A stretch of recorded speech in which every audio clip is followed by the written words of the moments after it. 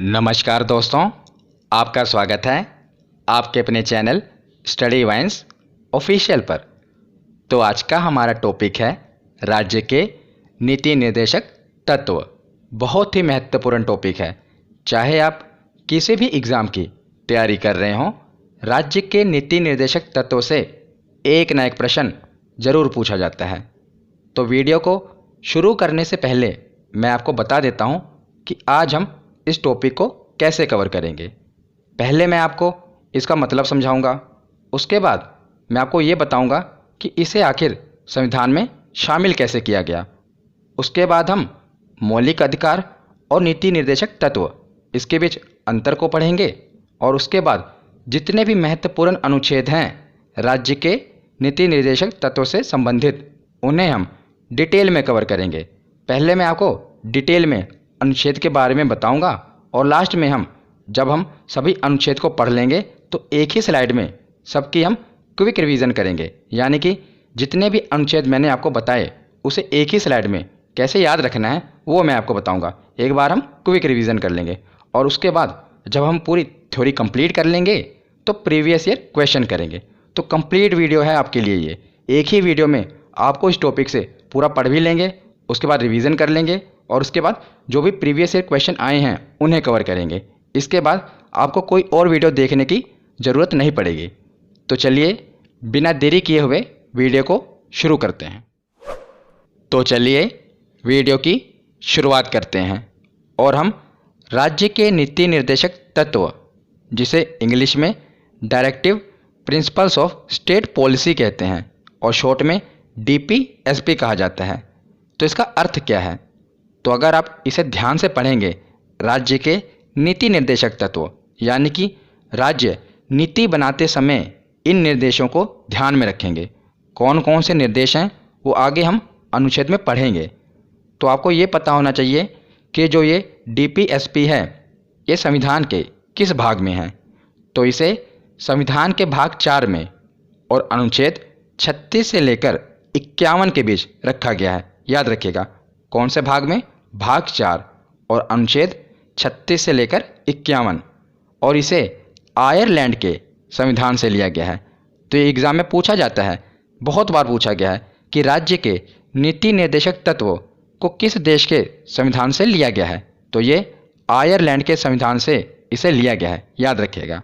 आगे हम देखते हैं कि इसका मुख्य उद्देश्य क्या है, इसे आखिर संविधान में शामिल क्यों किया गया। तो इसका मुख्य उद्देश्य है लोक कल्याणकारी राज्य की स्थापना करना। तो जो संविधान सभा थी, संविधान सभा के जो सदस्य थे वो भारत को कल्याणकारी राज्य बनाना चाहते थे, जिससे लोगों का कल्याण किया जा सके। इसीलिए लोक कल्याणकारी राज्य की स्थापना करना इसका मुख्य उद्देश्य है।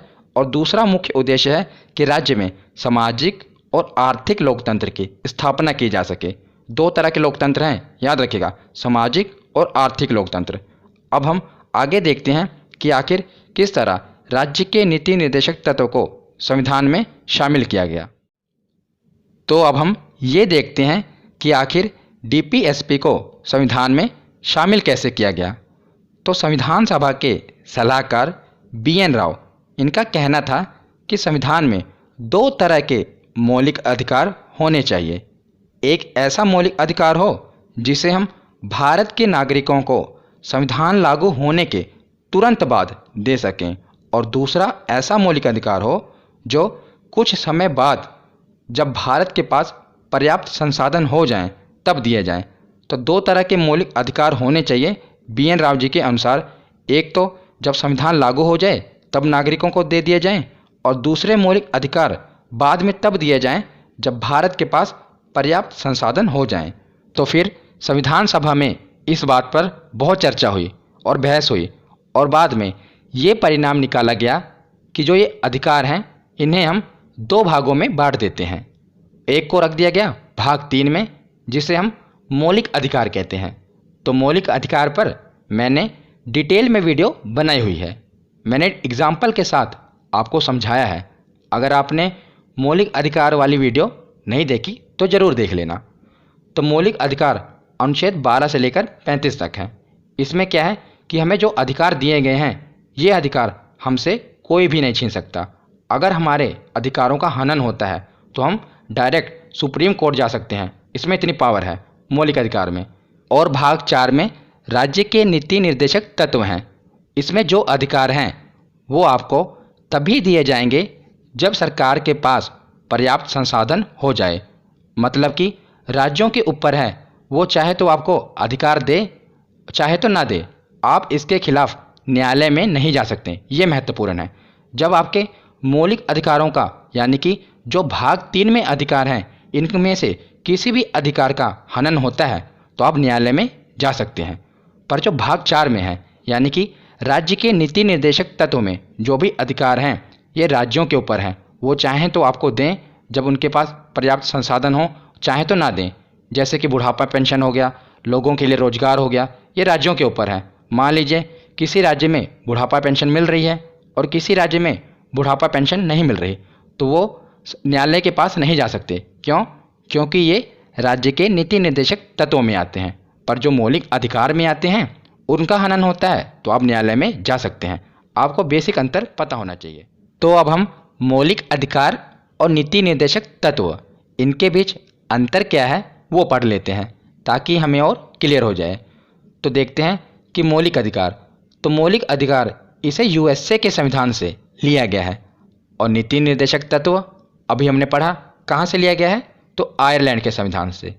और जो मौलिक अधिकार हैं ये संविधान के भाग 3 में हैं और नीति निर्देशक तत्व भाग 4 में हैं। और जो मौलिक अधिकार हैं इसे लागू कराने के लिए न्यायालय की शरण ले सकते हैं। तो मैंने आपको बताया ना कि अगर मौलिक अधिकारों का हनन होता है तो हम न्यायालय जा सकते हैं। पर अगर जो नीति निर्देशक तत्व हैं इनमें जो अधिकार हैं वो राज्यों के ऊपर हैं। राज्य चाहे तो दें चाहे तो ना दें, इसके खिलाफ हम न्यायालय नहीं जा सकते। ये याद रखिएगा, ये न्यायालय नहीं जा सकते नीति निर्देशक तत्वों में। उसके बाद देखते हैं कि जो मौलिक अधिकार हैं ये नागरिकों को स्वतः ही प्राप्त हो जाता है। मतलब कि अगर आप भारत के नागरिक हैं तो आपके पास जो सबके पास मौलिक अधिकार हैं वो आपके पास भी हैं। पर जो नीति निर्देशक तत्व हैं ये राज्य सरकार के द्वारा लागू करने के बाद ही नागरिक को प्राप्त होंगे। मतलब कि ये राज्य सरकारों के ऊपर है। अगर मान लीजिए केरल की सरकार बुढ़ापा पेंशन देती है तो केरल में ही मिलेगा, उत्तर प्रदेश में नहीं मिलेगा। मतलब कि ये राज्यों के ऊपर है कि वो अपने नागरिकों को ये अधिकार दें या ना दें। अगर वो नहीं देते तो आप न्यायालय भी नहीं जा सकते। अगर मौलिक अधिकारों का हनन होता है तो आप न्यायालय जा सकते हैं। ये बेसिक अंतर आपको पता होना चाहिए। तो आगे देखते हैं, जो मौलिक अधिकार हैं ये व्यक्ति के अधिकार के लिए है, मतलब कि व्यक्ति को अधिकार दिया जाएगा। पर जो नीति निर्देशक तत्व हैं ये समाज की भलाई के लिए है। अभी हमने पढ़ा ना कि जो नीति निर्देशक तत्व हैं इसका मुख्य उद्देश्य क्या है, तो लोक कल्याणकारी राज्य की स्थापना करना, मतलब कि समाज की भलाई करना। तो हमने अंतर समझ लिया। अब हम राज्य के नीति निर्देशक तत्व के जितने भी महत्वपूर्ण अनुच्छेद हैं उन्हें पढ़ते हैं। बस आप ध्यान से सुनिएगा, लास्ट में हम रिवीजन कर लेंगे। तो पहले है अनुच्छेद 36। तो इसमें क्या बताया गया है, तो राज्य की परिभाषा बताई गई है। याद रखिएगा, इसमें राज्य की परिभाषा बताई गई है। अक्सर हम ये गलती कर देते हैं कि इसमें राज्य के नीति निर्देशक तत्व की परिभाषा बताई गई होगी। नहीं, इसमें राज्य की परिभाषा बताई गई है। तो राज्य क्या है? राज्य का मतलब यूपी, बिहार या पंजाब नहीं है। पॉलिटी में राज्य का मतलब अलग होता है। अगर मैं आपको आसान शब्दों में बताऊं तो राज्य का मतलब वो संस्था होती है जो अपने पैसों के लिए आत्मनिर्भर हो और अपने नियम कानून खुद बनाती हो और उसका एक क्षेत्र हो। जैसे केंद्र सरकार, राज्य सरकार, नगर पालिका, पंचायत, ये सब राज्य के ही अंतर्गत आती हैं। अगर मैं आपको एग्जैक्ट डेफिनेशन बताऊं तो इसमें लिखा गया है कि राज्य के अंतर्गत भारत की सरकार और संसद तथा राज्यों में से प्रत्येक राज्य की सरकार और विधानमंडल तथा भारत के राज्य क्षेत्र के भीतर या भारत सरकार के नियंत्रण के अधीन सभी स्थानीय और अन्य प्राधिकारी हैं। तो ये तो है इसकी डेफिनेशन। आपको ये सब नहीं याद रखना, बस आपको ये पता होना चाहिए कि अनुच्छेद 36 में क्या है, तो राज्य की परिभाषा है। तो अगला अनुच्छेद है अनुच्छेद 37। तो इसमें क्या कहा गया है कि यह न्यायालय में परिवर्तनीय नहीं है और वाद योग्य नहीं है। तो मैंने आपको शुरू में ही बता दिया था कि अगर हमें जो ये राज्य के नीति निर्देशक तत्व हैं अधिकार नहीं मिलते तो हम न्यायालय में नहीं जा सकते। यही इसमें बताया गया है कि हम न्यायालय नहीं जा सकते, यह वाद योग्य नहीं है, इस पर वाद विवाद नहीं किया जा सकता। इसीलिए केटी शाह जी का एक कथन है, बहुत ही इम्पोर्टेंट है, एग्जाम में पूछा जाता है। उन्होंने कहा था कि जो राज्य के नीति निर्देशक तत्व हैं, ये एक ऐसा चेक है जो बैंक की सुविधा अनुसार अदा किया जाएगा। तो याद रखिएगा, ये एक ऐसा चेक है जो बैंक की सुविधा अनुसार अदा किया जाएगा। मतलब कि वो कहना चाहते थे कि जो राज्य हैं इनके ऊपर ये है कि वो चाहे तो दें, चाहे तो आपको अधिकार ना दें। तो अगला अनुच्छेद है अनुच्छेद 38। इसमें क्या कहा गया है कि राज्य ऐसी सामाजिक व्यवस्था बनाएगा जिससे नागरिकों को सामाजिक, आर्थिक और राजनीतिक न्याय मिलेगा। तो ये तीनों शब्द याद रखिएगा, ये एग्जाम में पूछा जाता है कि इसमें निम्नलिखित में से किस न्याय की बात नहीं की गई। तो आपको 3 न्याय पता होने चाहिए, तभी तो पता होगा ना कि किसकी बात नहीं की गई। तो 3 प्रकार के न्याय हैं, सामाजिक न्याय, आर्थिक न्याय और राजनीतिक न्याय। तो सामाजिक न्याय में क्या है कि राज्य धर्म, जाति और लिंग के आधार पर समाज के किसी भी व्यक्ति से भेदभाव नहीं करेगा, यानी कि सोशल जस्टिस की बात की गई है इसमें। और उसके बाद है आर्थिक न्याय। तो आर्थिक न्याय में क्या है कि राज्य सरकार ऐसी पॉलिसी बनाए कि जो आर्थिक विषमताएं हैं ये कम हो, मतलब कि अमीर और गरीब के बीच का जो ये खाई है ये कम हो, इसमें आर्थिक न्याय की बात की गई है। और तीसरा है राजनीतिक न्याय। तो राजनीति में भी किसी से भेदभाव नहीं किया जाएगा। अगर आप भारत के नागरिक हैं तो चाहे किसी भी धर्म के हों, भारत में मुखिया से लेकर प्रधानमंत्री तक आप बन सकते हैं और आपको वोट देने का भी अधिकार होगा। तो आपके साथ राजनीतिक तौर पर भी कोई भेदभाव नहीं किया जाएगा, ये इसमें कहा गया है। तो 3 प्रकार के न्याय हो गए, सामाजिक, आर्थिक और राजनीतिक। तो अनुच्छेद 38 में हमने ये पढ़ा कि राज्य सामाजिक, आर्थिक और राजनीतिक न्याय करेंगे, पर वो ये न्याय किस प्रकार करेंगे, कौन कौन से कदम उठाएंगे, ये अनुच्छेद 39 में बताया गया है। तो अनुच्छेद 39 में कहा गया है कि राज्य विशेष रूप से निम्नलिखित नीतियों को सुरक्षित करने की दिशा में कार्य करेंगे। कौन कौन सी नीतियाँ? तो सभी नागरिकों को आजीविका के पर्याप्त साधन का अधिकार है, तो राज्य सभी नागरिकों के लिए रोजगार का अवसर प्रदान करेंगे। उसके आगे है कि भौतिक संसाधनों के स्वामित्व और नियंत्रण को सामान्य जन की भलाई के लिए व्यवस्थित करेंगे, तो सामान्य जनता की भलाई करेंगे। उसके आगे है कि कुछ ही व्यक्तियों के पास धन को संकेंद्रित होने से बचाएंगे, यानी कि राज्य ऐसे कदम उठाएंगे जिससे ऐसा ना हो कि जो राज्य का सारा धन है वो कुछ ही अमीर व्यक्तियों के पास रहे, नहीं, ये सभी के भलाई के लिए काम आए। उसके आगे है कि पुरुषों और महिलाओं दोनों को सामान्य कार्य के लिए समान वेतन मिले। ये बहुत ही इंपॉर्टेंट है, सामान्य कार्य के लिए समान वेतन पुरुषों और महिलाओं को। तो ये किस में है? अनुच्छेद 39 में है, याद रखिएगा। उसके आगे है कि श्रमिकों की शक्ति और स्वास्थ्य की सुरक्षा करना, यह भी राज्य का कर्तव्य होगा। तो अनुच्छेद 39 के बाद देखते हैं अनुच्छेद 39A। इसमें क्या कहा गया है? तो जो भी ये A, B इस प्रकार के अनुच्छेद होते हैं ना, ये मूल संविधान में नहीं थे, इन्हें बाद में संविधान में संशोधन करके जोड़ा जाता है। तो अनुच्छेद 39A में कहा गया है कि समान न्याय और निःशुल्क विधिक सहायता, यानी कि जो समान न्याय तो पता लगेगी आपको, और निःशुल्क विधिक सहायता में क्या है कि राज्य जो भी मतलब कि गरीब हैं उन्हें फ्री में कानूनी सहायता मिले, इस प्रकार के कदम उठाएंगे। तो अगला अनुच्छेद है अनुच्छेद 40। इसमें क्या है? ग्राम पंचायतों का गठन। तो वेरी इंपॉर्टेंट, मैंने इस पर डिटेल में वीडियो बनाई भी हुई है। मैंने उसमें कहानी की तरह आपको समझाया हुआ है कि पंचायती राज क्या है, नगर पालिका क्या है, डिटेल में बताया हुआ है। तो मैंने वहाँ पर आपको बताया था कि पहले जो ग्राम पंचायत है इसे राज्य के नीति निर्देशक तत्व में शामिल किया गया था, यानी कि ये राज्यों के ऊपर था कि वो ग्राम पंचायत का गठन करें या ना करें। पर बाद में संविधान में संशोधन कर दिया गया और 2 संशोधन आए। 73वां संविधान संशोधन में पंचायती राज आया, यानी कि ग्रामीण क्षेत्रों में पंचायत का गठन किया गया, और 74वें संविधान संशोधन में शहरी क्षेत्रों में पंचायत का गठन किया गया। तो जब ये संशोधन कर दिया गया तो ये कानून बन गया, अब राज्यों को ग्राम पंचायत का गठन करना ही पड़ेगा। पर जब ये अनुच्छेद 40 में यानी कि राज्य के नीति निर्देशक तत्व में शामिल था, तब तक राज्यों के ऊपर ये जिम्मेदारी नहीं थी, ज़रूरी नहीं था, वो चाहे तो करें चाहे तो ना करें। पर जब ये कानून बन गया तो राज्यों को ग्राम पंचायत का गठन करना ही पड़ता है। अब आप देखते हैं ना, आपके राज्य में भी ग्राम पंचायत का चुनाव होता है। तो अगला अनुच्छेद है अनुच्छेद 41। इसमें क्या कहा गया है कि कुछ दशाओं में काम, शिक्षा और सरकारी सहायता पाने का अधिकार। तो सरकारी सहायता पाने का अधिकार नागरिकों को होगा, जैसे वृद्धा पेंशन हो गया, विधवा पेंशन, विकलांगता पेंशन। पर यह राज्यों के ऊपर ही है, अगर आपको नहीं मिलेगी तो आप न्यायालय नहीं जा सकते। ये मैंने आपको शुरू में ही बता दिया था। जब राज्यों के पास पर्याप्त संसाधन होंगे तो वो देंगे, नहीं तो नहीं देंगे। तो अगला अनुच्छेद है अनुच्छेद 42। इसमें क्या कहा गया है कि न्याय संगत और मानवोचित दशाओं तथा प्रसूति सहायता का उपबंध। तो इसमें क्या कहा गया है, मैं आपको आसान भाषा में बताता हूँ कि राज्य ऐसी नीतियाँ बनाएगा जो न्याय संगत हो और मानवोचित दशाओं को ध्यान में रखेगा। जैसे आप देखते होंगे कि जो गर्भवती महिलाएं होती हैं उनके द्वारा जो कठोर श्रम है वो नहीं करवाया जाता, क्योंकि वो अभी गर्भवती हैं। तो ये न्याय संगत है, राज्य ऐसी नीतियाँ बनाएगा। अब इसमें ये नहीं होगा कि जो बाकी की महिलाएं हैं वो तो काम करेंगी, पर जो गर्भवती महिलाएं हैं वो कठोर शारीरिक श्रम नहीं करेंगी, पर उन्हें वेतन बराबर का ही दिया जाएगा, क्योंकि ये मानवोचित है।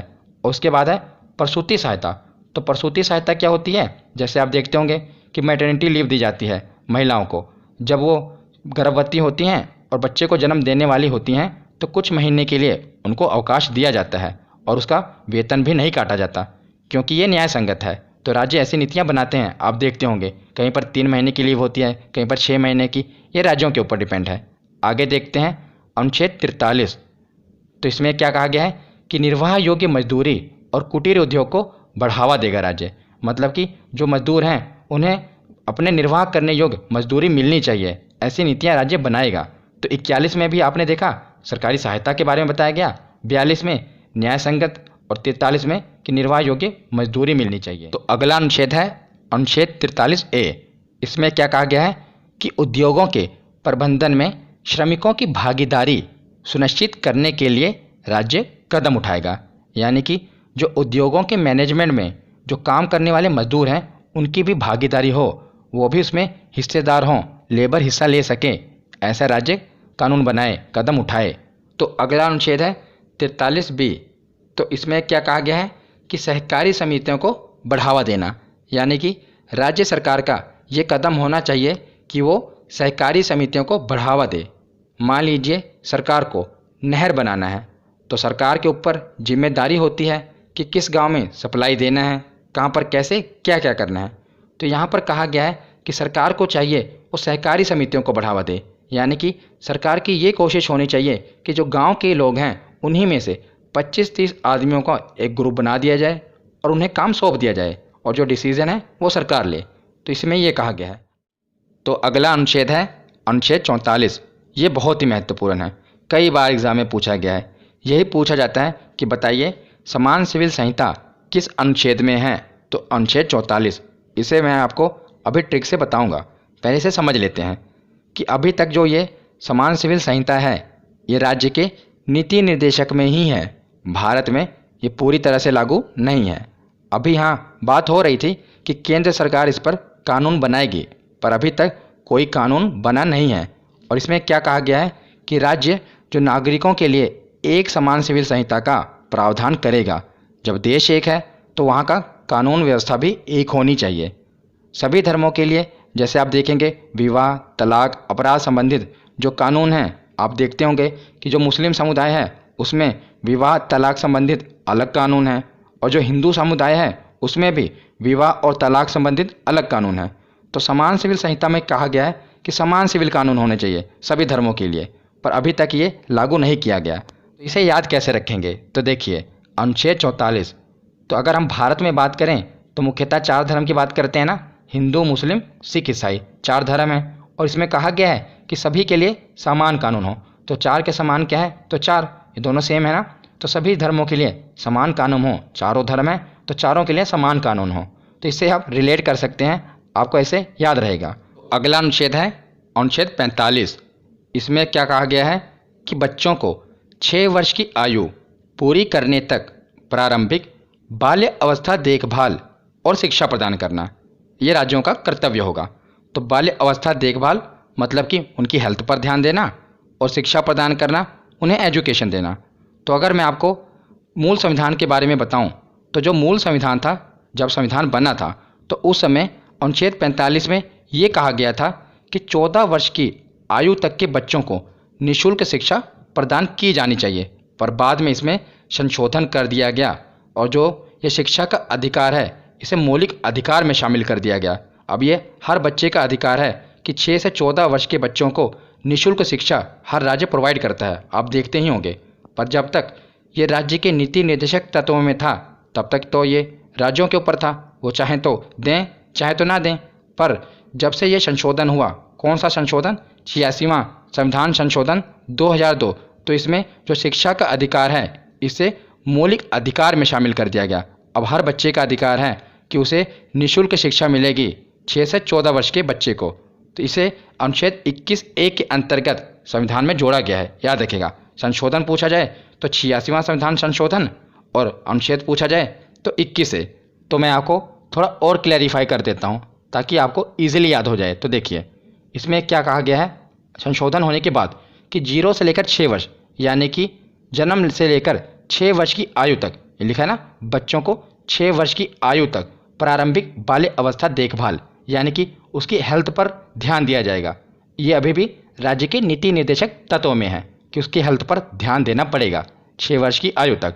आप देखते होंगे कि सरकारी अस्पताल में टीके वगैरह लगते हैं ना बच्चों को, और उसके बाद 6 से लेकर 14 वर्ष की आयु तक उन्हें राइट टू एजुकेशन, ये तो मौलिक अधिकार में है कि उन्हें शिक्षा का अधिकार है। तो हर राज्य को उन्हें 6 से लेकर 14 वर्ष की आयु तक के बच्चों को निःशुल्क शिक्षा देनी पड़ेगी। ये उनका मौलिक अधिकार है, कोई भी नहीं छीन सकता। 6 वर्ष तक उनकी हेल्थ पर ध्यान देना पड़ेगा और 6 से लेकर 14 वर्ष तक उन्हें फ्री में एजुकेशन देनी पड़ेगी। तो अगला अनुच्छेद है अनुच्छेद 46। इसमें है कि राज्य समाज के कमज़ोर वर्गों, विशेषकर अनुसूचित जातियों, अनुसूचित जनजातियों और अन्य कमज़ोर वर्गों के शैक्षिक और आर्थिक हितों को बढ़ावा देगा। तो राज्य का ये दायित्व होगा कि जो भी पिछड़े वर्ग हैं, कमज़ोर वर्ग हैं, उनकी शिक्षा पर और उनके आर्थिक विकास पर ध्यान देगा। यह राज्य का कर्तव्य होगा। तो अगला अनुच्छेद है अनुच्छेद 47। इसमें है कि लोगों के जीवन स्तर में सुधार राज्यों का कर्तव्य होगा कि जो लोगों का जीवन स्तर है, उनका स्टैंडर्ड ऑफ लिविंग है, उसमें सुधार करे। उसके आगे है कि पोषाहार को बढ़ावा। आप देखते हैं ना, मिड डे मील जैसी योजनाएं चलाई जाती हैं। आगे है शराब पर प्रतिबंध। अब ये तो राज्यों के ऊपर है, वो चाहें तो लगाएं चाहे तो ना लगाएं।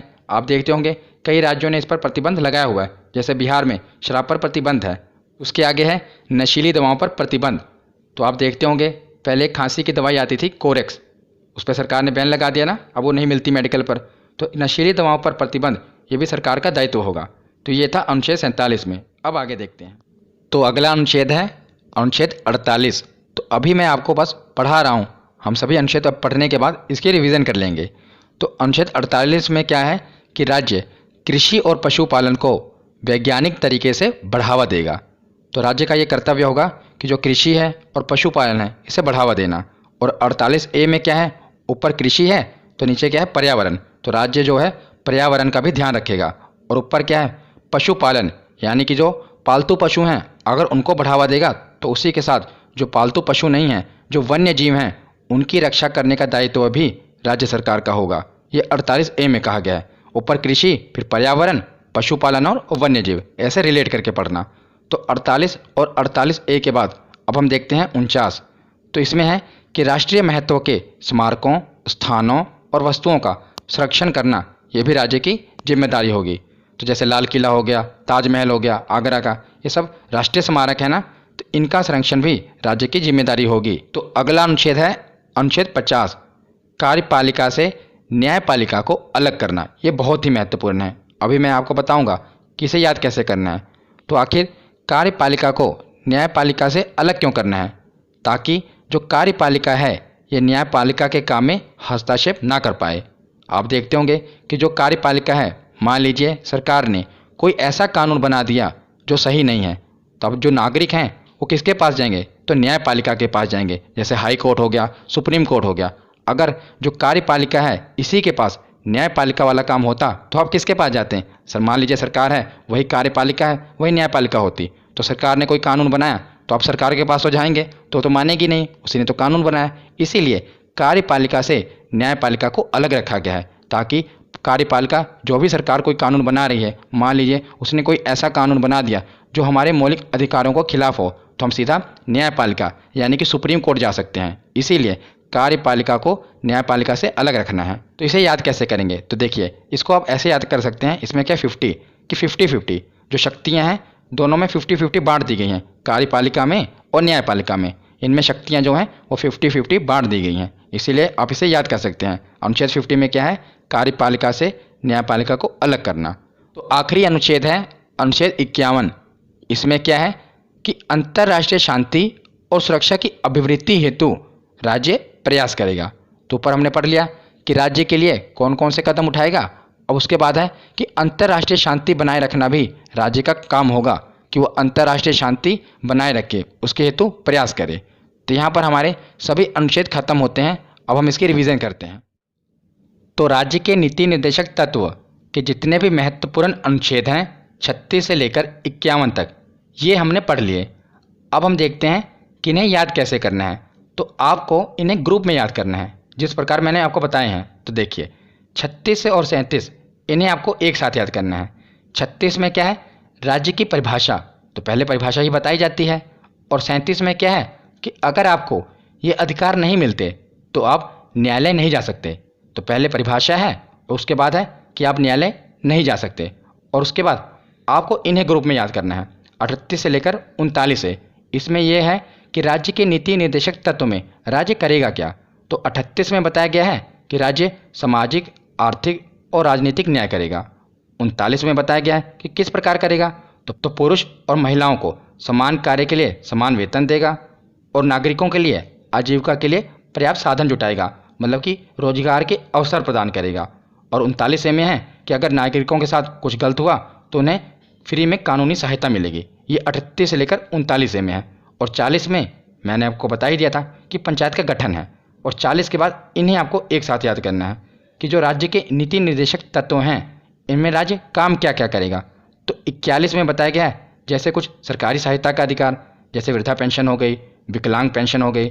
42 में है कि न्याय संगत और मानवोचित सहायता, जैसे मैंने आपको बता ही दिया था, मैटरनिटी लीव हो गई। और 43 में क्या है कि उन्हें निर्वाह योग्य मजदूरी दी जाएगी, कि जो वो काम कर रहे हैं उतनी उनकी निर्वाह योग्य उन्हें मजदूरी मिले। और 43 में क्या है कि श्रमिकों की जो है भागीदारी होनी चाहिए। उसी में बी में क्या है कि सहकारी समिति को सरकार बढ़ावा देगी। तो इसमें जो काम करनी है सरकार को वो बताए गए हैं। और उसके बाद 44 है समान सिविल संहिता, ये तो मैंने आपको ट्रिक से बता ही दिया था। और उसके बाद 45 से लेकर 47 तक जो कमज़ोर वर्ग हैं उन पर भी सरकार को ध्यान देना पड़ेगा। 45 में जैसे है कि 6 वर्ष की आयु तक के बच्चों का देखभाल। 46 में है जो कमज़ोर वर्ग हैं, पिछड़े वर्ग हैं, उनके हितों का संरक्षण। 47 में क्या है, संरक्षण किस प्रकार होगा, पोषाहार को बढ़ावा देकर, शराब जो है उन पर प्रतिबंध लगाकर। ये 3 इस प्रकार ग्रुप में याद करना, 45, 46 और 47। 48, 48A और 49 इन्हें एक साथ याद करना। ऊपर वाले 3 एक साथ याद करना, उसके बाद ये वाले 3 एक साथ ग्रुप में याद करना। 48 में है कृषि और पशुपालन को बढ़ावा देना। 48A में है जब कृषि को बढ़ावा दिया जा रहा है तो पर्यावरण को भी बचाना है, जब पशुपालन को बढ़ावा दिया जा रहा है तो जो वन्य जीव हैं इन्हें भी बचाना है। और 49 में है कि जो राष्ट्रीय स्मारक हैं उनका भी संरक्षण करना है। 49 के बाद 50, ये तो मैंने आपको ट्रिक से बता ही दिया था कि कार्यपालिका से न्यायपालिका को अलग रखना है। और 51 में अंतर्राष्ट्रीय शांति भी जरूरी है। तो इस प्रकार आप ग्रुप में, जैसे मैंने ये बताया है, ग्रुप में याद करेंगे तो आपको ये याद रहेंगे। तो यहाँ पर हमारा थ्योरी सेक्शन कंप्लीट होता है। अब हम प्रीवियस ईयर क्वेश्चन देखते हैं। तो पहला प्रश्न है कि भारतीय संविधान में राज्य के नीति निर्देशक तत्व ग्रहण किए गए हैं, तो कहाँ से लिए गए हैं, तो आयरलैंड से लिया गया है, हमने भी पढ़ा था। अगला प्रश्न है कि भारतीय संविधान के किस अनुच्छेद में राज्य के नीति निर्देशक तत्वों का उल्लेख है, तो इनका उल्लेख है अनुच्छेद 36 से लेकर 51 तक। अगला प्रश्न है कि संविधान में राज्य के नीति निर्देशक तत्वों को शामिल करने के पीछे उद्देश्य क्या है। तो मैंने आपको शुरुआत में ही 2 उद्देश्य बताए थे, एक तो था लोक कल्याणकारी राज्य की स्थापना करना और दूसरा क्या था, सामाजिक आर्थिक लोकतंत्र की स्थापना करना, ऑप्शन सी। अगला प्रश्न है कि नीति निर्देशक सिद्धांत हैं वाद योग्य हैं या वाद योग्य नहीं है। तो मैंने आपको बताया ये वाद योग्य नहीं है, आप न्यायालय नहीं जा सकते, इन पर वाद विवाद नहीं कर सकते। अगला प्रश्न है कि निम्न में से किसने नीति निर्देशक सिद्धांतों को बैंक की सुविधा अनुसार दे उत्तर दिनांकित चेक कहा? तो किसने कहा था? तो केटी शाह ने कहा था। किसने? केटी शाह ने। अगला प्रश्न है कि राज्य के नीति निर्देशक सिद्धांतों में से किस अनुच्छेद का संबंध अंतर्राष्ट्रीय शांति और सुरक्षा के संवर्धन से है? तो हमने पढ़ा कि जो लास्ट वाला अनुच्छेद है कौन सा? 51। अनुच्छेद 51 में अंतर्राष्ट्रीय शांति की बात कही गई है। तो अगला प्रश्न है कि संविधान के किस अनुच्छेद में न्यायपालिका का कार्यपालिका से पृथक्करण का उल्लेख किया गया है? तो मैंने आपको बताया था ना, इन दोनों में 50-50 शक्तियां बांट दी गई हैं। तो यह है अनुच्छेद 50, ऑप्शन डी। अगला प्रश्न है कि समान कार्य के लिए समान वेतन भारत के संविधान में सुनिश्चित किया गया है, ये एक मौलिक अधिकार है, मौलिक कर्तव्य है, तो क्या है? तो अभी हमने पढ़ा था कि ये राज्य के नीति निर्देशक सिद्धांत का एक अंग है, हमने पढ़ा था ना।